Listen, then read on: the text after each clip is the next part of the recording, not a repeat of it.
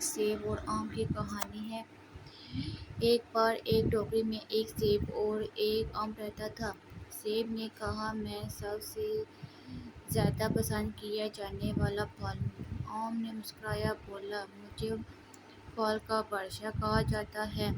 دونوں بحث کرنے لگے۔ اتنے میں ایک چھوٹی بچی آئی اور بولی، مجھے سیب بھی پسند ہے اور آم بھی۔ یہ سن کر سیب اور آم کو احساس ہوا کہ دونوں اپنی اپنی جگہ خاص ہیں۔ انہوں نے دوستی کر لی اور خوشی خوشی رہنے لگے۔ سبق ہے، ہر ایک کی اپنی خوبی ہوتی ہے، اس لیے مل جل کر رہنا چاہیے۔